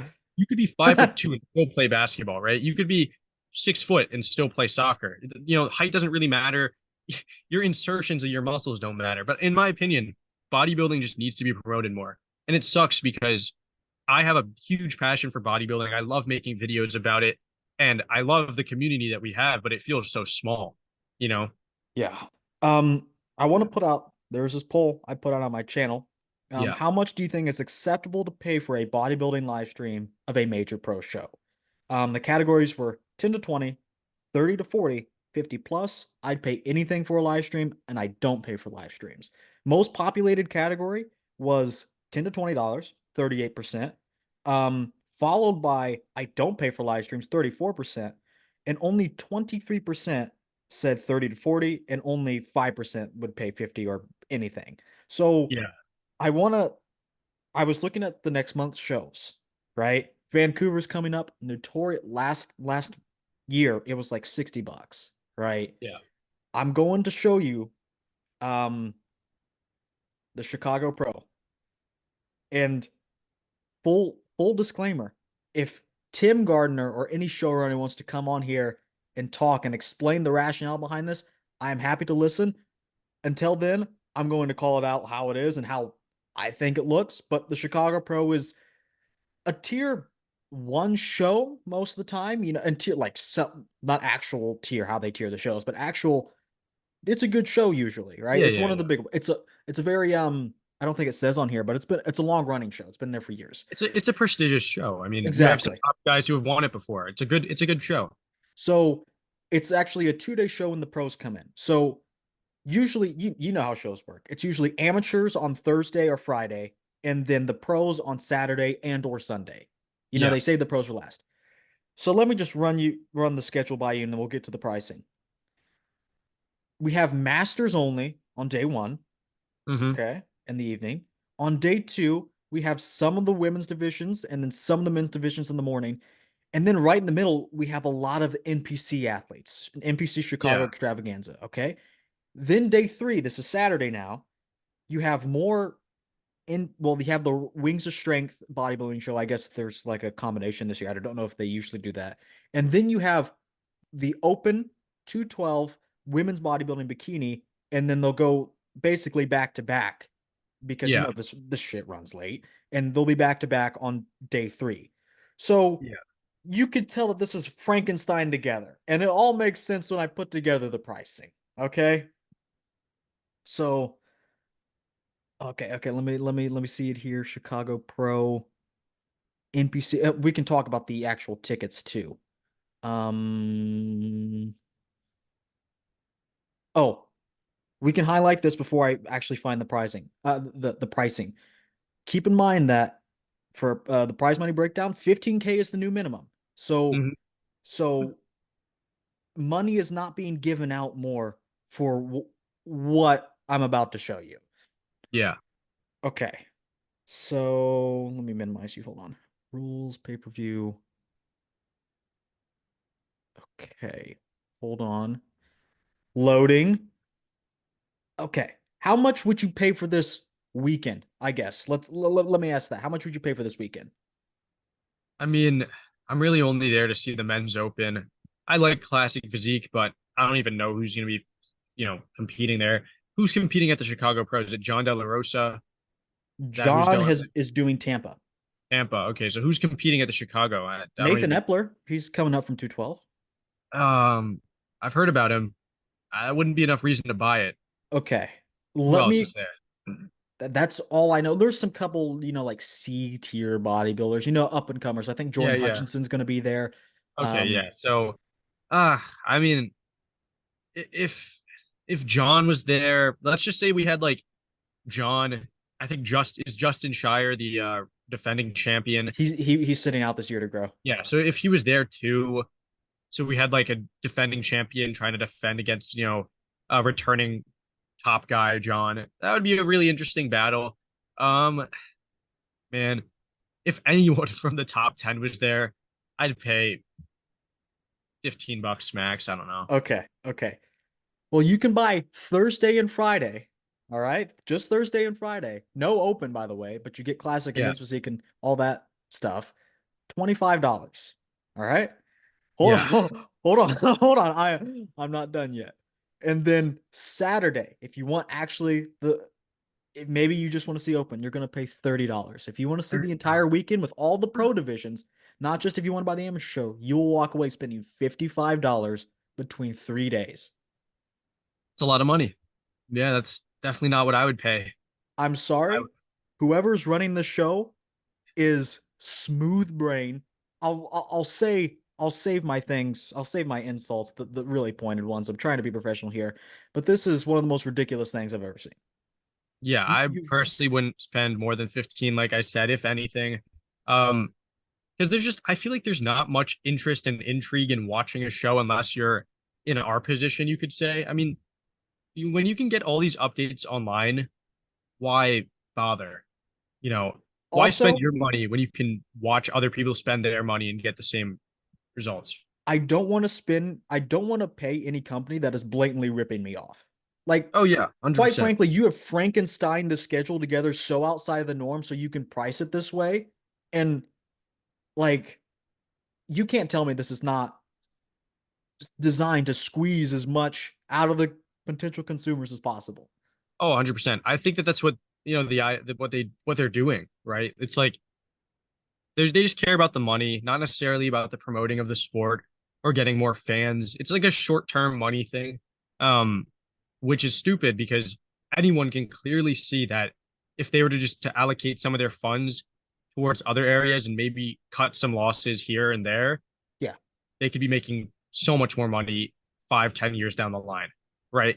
There's no thinking about the future right now, which is really No. sad because 20 years ago, that's all they were thinking about. You had like the Olympia doing all these cool like posing, you know what I mean? Like they had all this stuff. They were thinking about the future. They were designing. It was so cool, and I guarantee you there were more fans back then than there are now. Let's Or also, I guess, something that they did earlier that's a very novel concept, listening to fans. Have you heard of that one? So no, to the challenge round was hit or miss for a lot of people. They had it for 2 years, listened to the fans, were like, we're done. We're yeah. done with this. We can't even get good lighting at the top level across any of these shows, let alone the Olympia. And what Yeah. does everyone say every single year? Your lighting is trash. Fix it. Hopefully this year it's good. Hopefully this year it's good. I've I said that mean, for years. I've said that before I even yeah. started YouTube. I mean, when was the last good year for the lighting? Trying to think about it. 2009. Well, 2000. I mean, I feel like 2011 prejudging was pretty Yeah. good. Same with 2013. They had the black background for prejudging into those. 2012 was fine. 2014 was good. I like the gray background on Kai and Mm. Phil. That was fine. 2015 was like a bit orange, but it was still fun. It was still a solid background ish at least. 2017 was pretty bad with that blue, which washed out like Yeah. physiques like Yeah. Bonac. Um, and They wow, kind of did the Rami. same thing in 18. Yeah, 18, I did not like the tan, especially Phil had a terrible tan in 18 as well. 19, No, I mean, no, that was awful. I mean, it was bad, but if any, it might have been better than Oh, yeah. 20. Yeah. Yeah. I mean, the bar's in hell, though. So Yeah, yeah. 2020, at least it was a my solid favorite. background. It's Yeah, actually my favorite. I like the columns. I like the stage yeah, production. I it was think that almost was reminiscent classy. of like it was reminiscent of like the late 90s. Like I really like Exactly. yeah, They like had a the very theme. Greco-Roman theme. 2021, I don't No, even that was the remember. light show. Really? I don't even remember that one. No, I won't pull it up, but it was one of the worst. Maybe I can pull it up very quickly. I think there was a video posted of it just recently. The lighting itself wasn't that bad, comparatively speaking, but it was the light show that went on in the background. And I don't think I'll be able to find it here. Some fans will know what I'm talking It about. might have been If you up saw, actually. I think I saw it. I think it was a men's physique competitor. I don't know. Or maybe no, I'm oh, this year's confusing. 2022 Yeah, 2022 was horrendous. I this was like who thought that making the background the same color, basically like as that the athletes. gray brown as the competitors, like that was stupid. Like that was actually stupid. Oh, Like no, this is 2023. Never mind. 2023 was not so bad if it wasn't for the smoke at the finals. That was stupid. Like trying to make any videos from that is just so hard. But like if you honestly, the classic physique division last year was pretty good. I liked the lighting for that. Um, Was it at the expo? No, that's the Arnold. That's the Arnold that does that. the Arnold's lighting was actually pretty decent this year and last year too. I thought it was fine. The blue background doesn't hurt as much. Like that bright blue doesn't hurt as much as the other ones. Um, last year's I thought that last year's lighting wasn't as bad as 2022. I would probably agree. Like it was just Yeah. I don't know. It was just that smoke which ruined it. And then like who knows, man. Yeah, I 2022 don't was the worst though by far, in my opinion. Like by far. When I saw it, I was just so disappointed. It was just like ridiculous. don't think I'll be able to find it. That's too bad. But It's all good. anyone, including Jake, anyone that doesn't remember the 2021 Olympia off the top of their head, please go back and watch any of these posing routines. Um, it's like I'm not epileptic, but like it was stroke inducing. No, It was yeah. seizure If if inducing. if the Olympia had the Detroit Pro lighting exactly one for one with the background, that would be insane. Like that would be insane. Imagine that. At the Olympia with the Gilco footage as well. The comparisons you can make from that would be endless. You could have a year's worth of comparisons if you had that. Exactly. And then also I want to say, not only are you not paying for things you don't want to watch, because most people are only interested in open, mostly, and then you'll have another bracket like me that still watches classic, but that's it. 212 if it's there. But other than that, I feel, and this is no disrespect to anyone, because it's not just men or women, because I also don't watch men's physique and I don't watch any of the women's divisions, but like I I paid full price for something I'm enjoying less than half of. Yeah. And also, I kid you not, I watched one of these shows. It was someone in the audience taking a video, and literally, it was an iPhone doing the live stream. Yeah. And it's just like you can do that. Make your like there are zero cost in doing that. Zero cost in doing that. Yeah. I mean, you just don't know what you're expecting a lot of the time for the live stream too. Mm-hmm. Because they don't really give a preview of it. Which is something that sucks. Like you might buy it and then boom, it sucks. And it's like, damn, I just spent 30, 40 bucks for something that's terrible. Like, 55 this weekend. Well, the yeah, Chicago Pro weekend. that's what I'm saying. Like, who knows? Like, I'm glad that I don't spend my money on things like that. I spend my money on like food and experiences. You know, like, Watching the Chicago Pro from iPhone footage is an experience. yeah, it's not an experience that I've taken though myself. I I mean, mean, it's just that's like not something I want to do. like we've talked about. This is such an easy opportunity to get more people into the sport, free live streams and actually marketing them. And to see, like, I won't be buying this. And I made the promise at the beginning of the year that I was going to live stream every major pro show unless something came up. I'm breaking that promise because, quite frankly, I'm not paying for this. Yeah, 100%. I would not pay for it. Um, not worth your time or money. You can get those pictures online and make a comparison literally at the same time the show's going on and probably do better on like overall make more money from that comparison than the live stream. So It's you not can, even.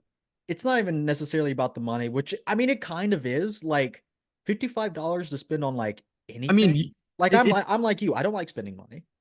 I mean, you got to think about it in perspective of a business though when you're spending money, right? Like when I spend $12 to buy 90 minutes Totally. worth of a show, right? It's like I'm gonna recoup that within the month from YouTube, right? So then that's fine. But if you spend 55, but I don't who knows if I'm gonna make $55 a month, you know what I mean? I only ever spend money that I know that I can make back or Hmm. more, right? Because I'm not gonna make a loss on a video. And, and that video doesn't have to you make $12 back. But I know that I can make so many more videos for absolutely nothing except for my Yeah. time, right? So you have to think to yourself like what's worth it? Is it worth it to spend $55? Like look, I'll be honest with you, when I went to the Arnold Classic weekend, right? I did not make back the money from that, obviously, right? Paying for I flights, mean, for the hotel. debatable. Well, Not from YouTube, but I'm sure you enjoyed the experience. oh yeah, and that's the thing. Like I was there though, right? And I got to meet people and I got to do stuff that you can't do from a live stream. If I had spent the money that I did at the Arnold Classic to not go in person, right? To like if it cost that much for completely online stuff, even if it like included a meet and greet with like the people that I met, Hmm. but virtually, that would not come anywhere close. And I would be thinking about the money. But even though I didn't come anywhere close to making the money back, I have an experience, like a lifetime experience. And on top of that, I did make back some money too. But Sure. these guys have to make these live streams. If they're going to charge this much, they have to put every ounce of quality into it to make it feel as though the person's actually there. Like when I think about the experience that I had at the Arnold, I want to have a similar experience to watching the thing, to watching the show. I want to feel like I'm a part of the audience. I want to hear the audience. I want to Mhm. feel like I'm there too, right? I don't Can I know. ask how much you paid for the Arnold? I mean, it's out there. Like, what package did you get for, and how much was that? Oh, I mean, we had like just basic seats because I think we bought tickets like a week before the show. I Oh, just okay, like so like what, a few hundred? um maybe like I don't actually think it was that much. I think it was like 120 per person for Bro, the first day. you're not And about to nine. believe what I because the show Chicago's close to me. It's the only pro show near me. Um, Yeah. and I did the math too. If I did like just basic seats at this upcoming Arnold, it was less than this. If I wanted to just me sit in basic seats, not the VIP section, and watch all the pros, like pro, they split it up to 2 days. So I like how they can break it up in person, and they'll kick you out of the auditorium, I presume, but they won't break it up on the stream, so you can't buy each division. But they do that in person. So if you bought all the pros, basically all the pro sections, $210.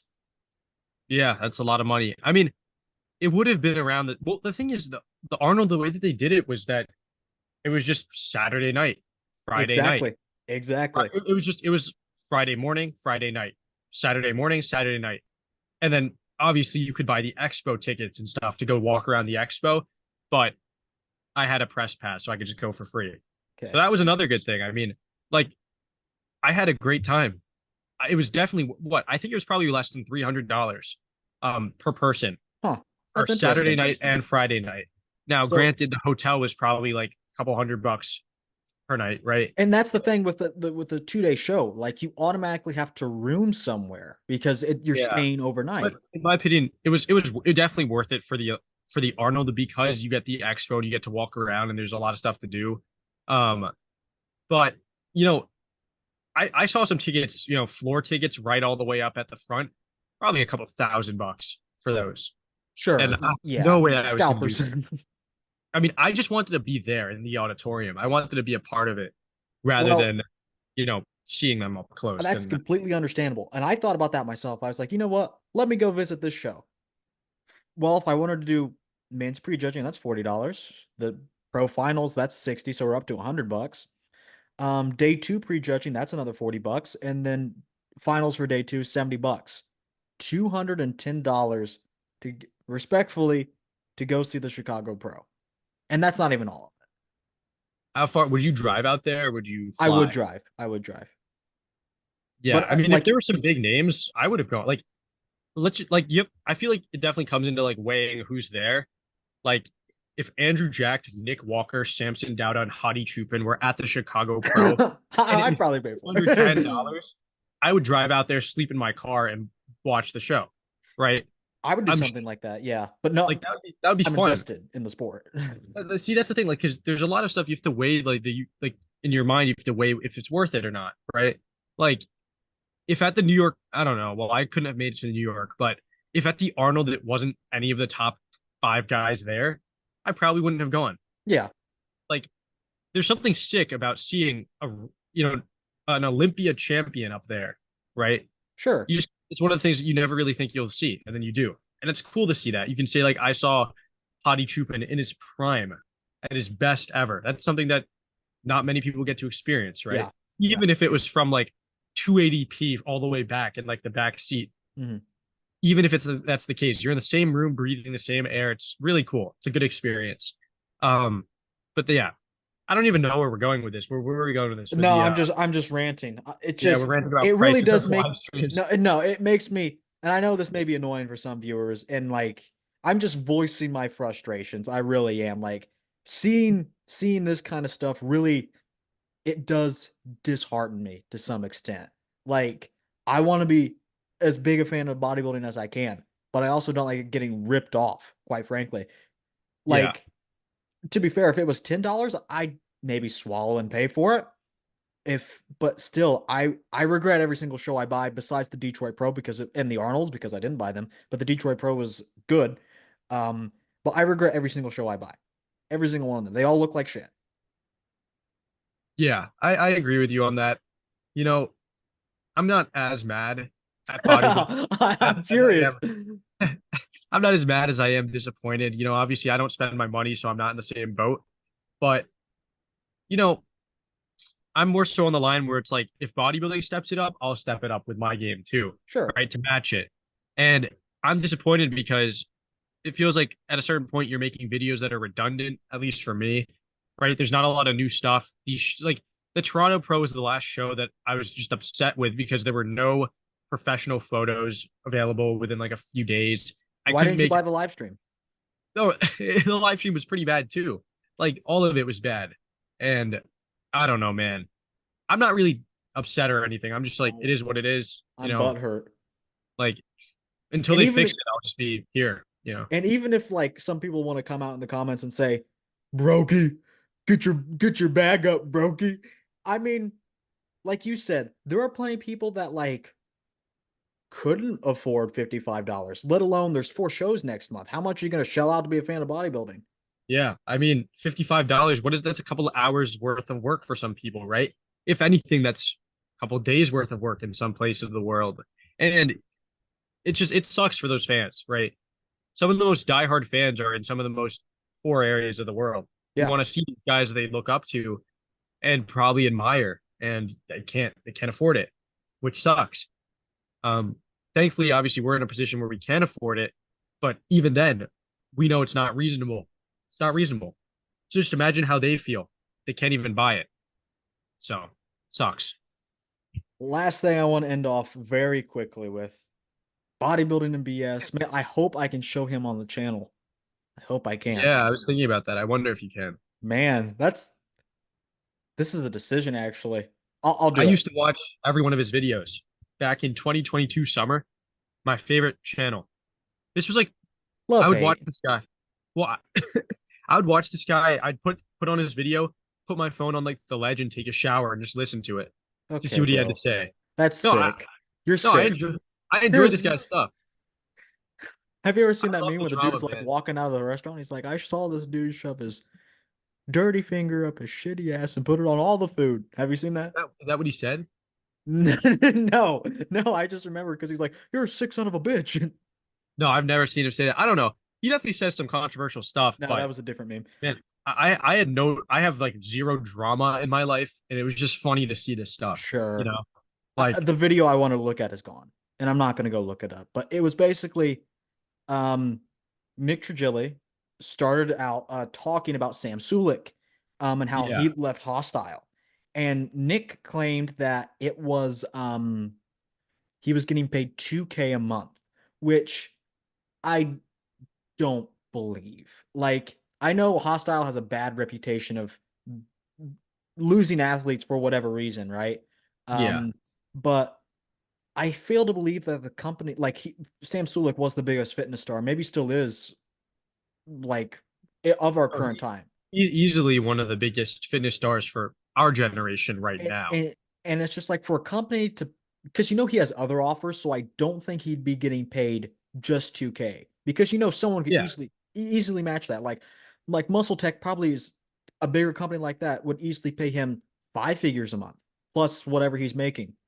Um, I think, well, it comes down to Sam and his personality. I mean, look at the car he still drives, right? It's sure, not a bad yeah, car, but when you're making, I guarantee you he was making 5 figures a month, easily 10K a month at his prime. And he's still up there. I mean, 100,000 plus views, even around 300,000 plus views a video every single day.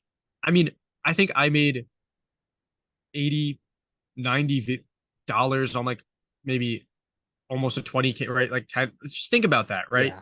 Making a video a day where you're making like $400 a Yeah, day. and just from the supplements, I don't think he'd be making anything less than Well, what I was honestly. going to say, like, who knows about, I know Nick Trigili has a lot of, he's very controversial, doesn't always say correct things.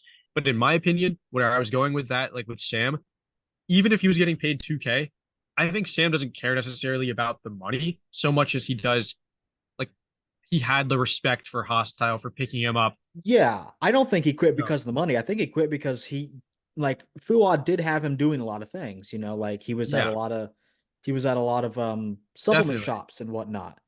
And, Um, you know, I feel like Sam doesn't really, that doesn't necessarily align with his personality. no, he just He's wants to always, lift. he just wants to lift. He doesn't, I feel like he doesn't even look like he cares about being famous, right? It's like, you know, it's a similar mindset for me. It's like if I was I don't want to be famous. You know, I feel like with my YouTube channel, it's something that I didn't necessarily want. Just started because I enjoyed a hobby, right? Yeah. Um, and I'm very great, and I'm sure Sam is grateful for it, right? Obviously, I mean, life changing, but it doesn't seem like he's changed his lifestyle at all. Very humble, Hmm. similar personality, focused on one goal, and that's to be the best version of himself. So who knows why he left? I heard But about this. yeah, the claim was he left because of the money, and also, I'm sure you've heard the whole Fuad's a pimp, pimping him out. Yeah, Like, yeah, I mean, depending on the contractual agreement, it it may be true because he does like to work as athletes, but that's the contract they agreed to. So, define pimping them out. Again, it's the yeah, yeah, contract they agreed to. But um Fuad obviously took a lot of offense to this. Just like he does when he always loses an athlete. And he posted Nick Trigili's videos of him doing it was just on Instagram, so I don't know if anything else was done, nor do I really yeah, care what was done. But Fuad's response or clapback was him basically posting G for P stuff. And I didn't know what that meant. I about Googled it and I was like, what the hell is G for P? And I was like, oh, it's gay for pay. And yeah, there were videos of like him on like a porn site specifically for muscular men because Nick Trigili was still like full on bodybuilding at this time. I just find it weird that that was Fuad's clapback. Like, bro, he made like a claim that you were paying your athletes less, and he just exposed him like that. yeah. Funny I think, nonetheless. But like, it's definitely like, it's shameless, whatever. But like, here's the thing. I completely believe that doing stuff like bringing up someone's past and stuff, regardless of what they've done, I don't really care too much. I don't get myself involved in drama, but Mhm. you should never bring up someone's past to the present, especially when was Nick a pro? Like in the 2010s? Yeah, he Like, turned pro in like 2014, so 2012, it's like something like 10 years, that. 10 years ago, you can't, you can't compare, you can't bring stuff in from the past like that. That's crazy. Um, and I know Fuad kind of has like a fragile ego. I can only imagine losing probably your biggest client is going to hurt you a bit. Because who was talking about hostile apart from maybe around with Samson Dauda before Samson got there?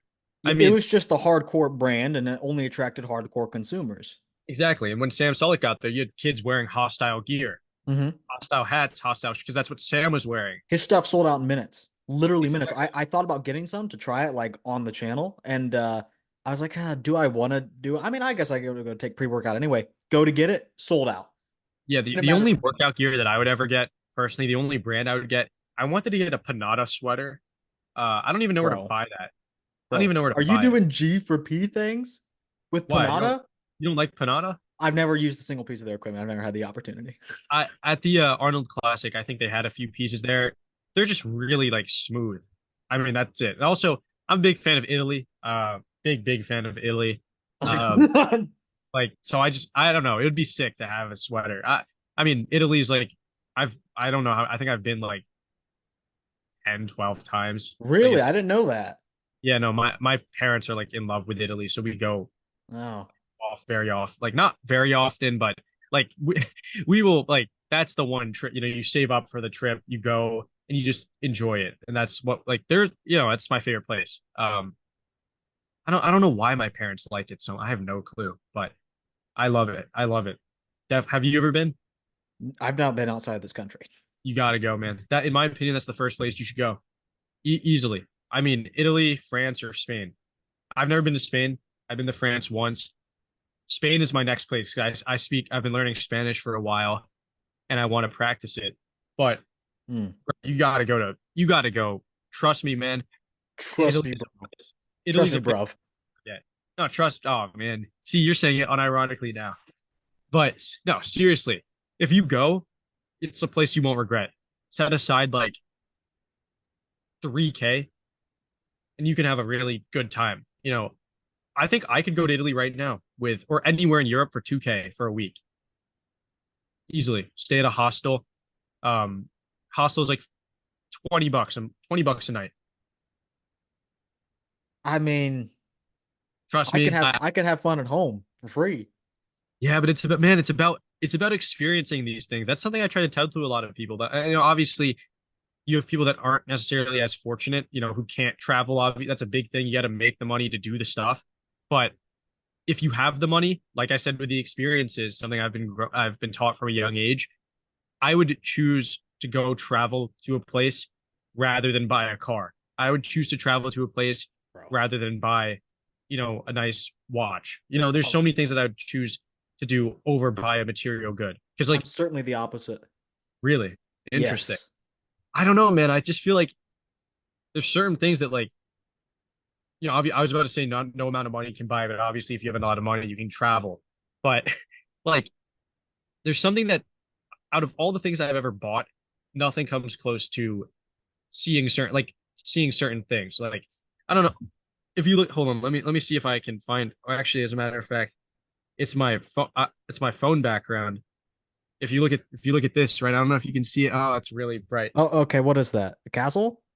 Do you see that? That's a. Oh, and it turned off. That's like a rock, and that's an entire village Hold on on. on Keep it this up. rock.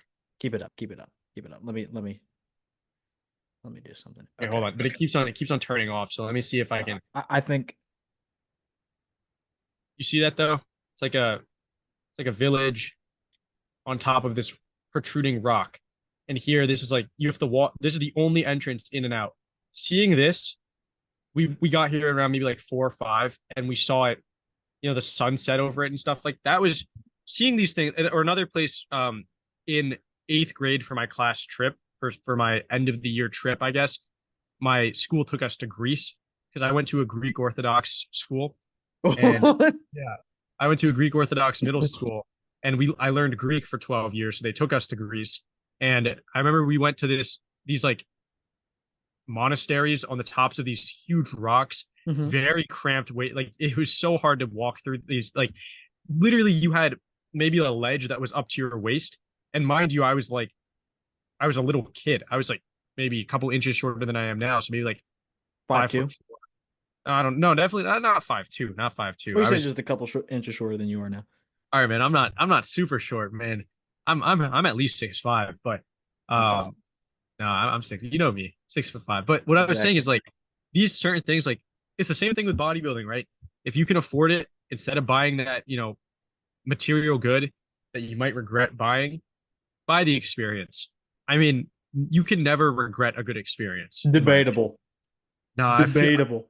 in my opinion, like I'm telling you, certain experiences I've had, stay with you forever. Like even simple ones which don't require any money at all. Like this I podcast. no, yeah, exactly. Exactly. Like I could have easily just done nothing. But it's fun to do this stuff, you know? It's definitely fun. Yeah, I guess so. But what if I had to make my money through doing G for P?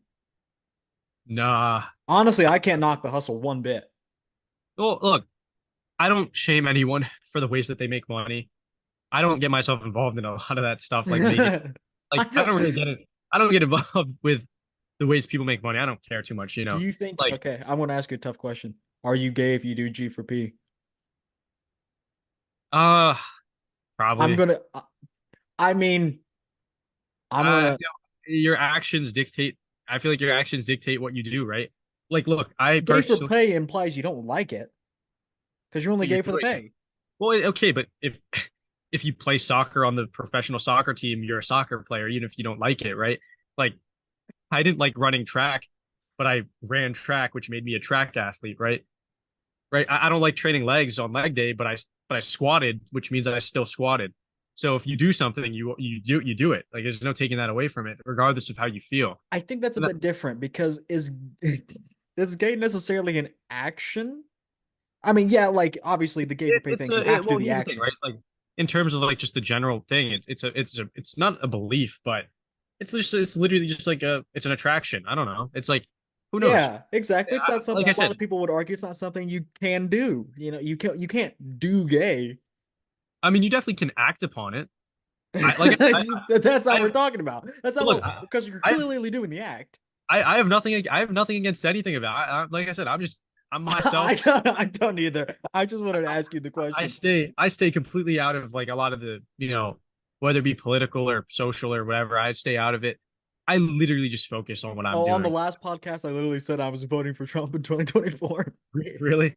Oh Yeah. man, I just stay out of it because who, especially for where I am, who knows what could come out of it? You know what I mean? Yeah, we know where Like you live. yeah, no, that's scary, man. It's yeah, I don't really care. Actually, I don't knock it one bit. If you need the money and if that's an opportunity for you, have at it. I can't Yeah. say if I was desperate, I wouldn't also do the same thing. And Well, I'll say that. I I have don't know. I have the I think courage it to comes admit down that. to like, I think it comes down to like a dignity thing too. It's like how far would you go to sell your dignity Well, rather? Like, that is kind of I like guess what it is because a lot of for me, straight men don't, they're it's about the dignity thing. But I mean, yeah, like like if you need money, nah, for me, dignity has a price. for me, I would just, I don't know. Be For homeless. number one, I would never get into that situation. Boy, do I have an Number two, opportunity for you, Jake. oh no. But what is it called? I don't know. I would just make sure everything's okay. Like I would never get to that spot. I feel like Yeah, I'm so, that's what I would have did. yeah, that's what I would have done. That's You what know I me. would have did, right? That's you're such a liar. You're such No, a I would. liar.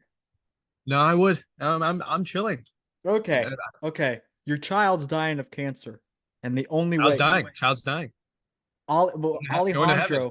Alejandro with the trip to Spain says, "Hey, if you do me a couple of favors, I'll take care of your child's I'm medical care." staying. I'm staying in the U.S. Never flying. Trust me, man. I have my priorities. First of all, my kid would never have cancer. I guess they're perfect. Yeah, Because I'm no, not no, having kids. I'm infertile. no. Yeah, exactly. No kids. Kids don't exist, actually. As a matter of fact. That would require me to lose my etching streak. No, yeah, exactly. But what is it called? All seriousness. Um, yeah, with the Nick Trigili stuff and the whatever, I think that he shouldn't. Uncalled for? Question mark? What Nick did, it's just Nick, right? That's what he's gonna do. Yeah, he's there. Fuad, honestly, almost as That's if a, like it's predictable, honestly. Like Fuad's ego is very with any of these guys in the fitness industry, I feel like a lot of them have very fragile yeah. egos. Um, I'm definitely I don't know. I mean, it's definitely hard to like keep your ego intact when you have a lot of people banking on like a lot of things hinging off of it. Um, yeah, I think it was almost expected from Fuad looking at it. Was it Uh, uncalled for? Was it too much, too definitely far? definitely too much. Could have easily just said like this is none of your business. This is there's something just between Hostile and Sam. It could have We been still been personal too, like but you don't like need to say that. why don't you make a YouTube about a YouTube video about it, something like that. But it just But like like it so could have many been, yeah. levels of But like, personal shit had to be reached. yeah, I mean, but for me, if I was in Fuad's position, I would have just left it at that. Like, I'm very good at keeping myself level-headed. There's never any reason to get mad at someone, honestly. Like, unless someone puts their hands on you, it's better to not get to that point in Are you real getting life. paid? Huh? Are you getting Oh, paid yeah. For what? when someone puts their hands on you? Like, oh no. No, Oh, I see okay. where you're going. I see what you're trying to do. See right through it. No, but all seriousness, like I try to get out of those situations as fast as possible, even if it means like quote unquote losing your dignity. You're Like, jester maxing. okay, what? That's You're yeah, no. you're jester maxing. See this here? No, in all seriousness, like I would I like physical altercations are terrible. Never want to get there. And online, obviously, you can't have that, but you have to like calm your head. Don't let your ego get the best of you ever. It's not right. Yeah, calm your head. Don't be gay for pay. Unless you need the money really bad, in which case I say go for it. Yeah, I don't know, man. I personally wouldn't, but you do you. Whatever, Hey, whatever anyone out there wants to do. we're living in 2024. It's time to be a little bit more libertarian on things. I don't know, man. I don't know. I feel like you can make money doing this YouTube stuff. This is good. It's good money. Not quickly. Not if my child's dying of terminal cancer. No, you can't. Just play the lottery. You know what? That's an infinitely better idea. Yeah, Yeah. play Put it all on black. Yeah, actually, yeah. Or just go to the casino and spin the slots machine. It's good. Yeah, exactly. So I That's how think I, I'll have to I leave a lot of this on the cutting room floor. And by some of it, I mean absolutely none of it. It's all staying in. We'll just see how it performs. But I think that's going to be it for this. We can always count on Jake to bring us some valuable insight into the world. I certainly wouldn't say valuable. I would say Invaluable insight into the world. certainly insight. Um yeah, insight in like a dark room kind of vibe. Yeah, Yeah. I give good sight to those who are blind. It's like I'm like the new generation prophet. That's me. Okay, that's it. Yeah. I don't think anyone's going to watch this to know that claim. I think we've all lost by the time they get to this point, there's only like Yeah, one viewer. podcast has We've divulged lost them. into We lost them yeah, with the the dancing kid. yeah, It, yeah. the viewership. There's I'm gonna show you the viewership when this video is out, and you're just gonna see first like we got to that like what 3 minutes in, and it's just gonna plummet. You should put timestamps in probably. Yeah, I don't know how to do that actually. I haven't found that on YouTube, but I'll get You around to just it. type them in the description. Like you And it does it literally for you. well, it just turns into It like puts them in a your video, pressable button. Well, like it doesn't put them into the video. I actually know it does. Yeah, like you can on the bar. on the bar. Yeah, Okay, okay, I use yeah, it. I'll do something like that. So, and then we're going to see everyone cut to the gay for pay things. Yeah. I would just say instead of calling it that, I just say tangent.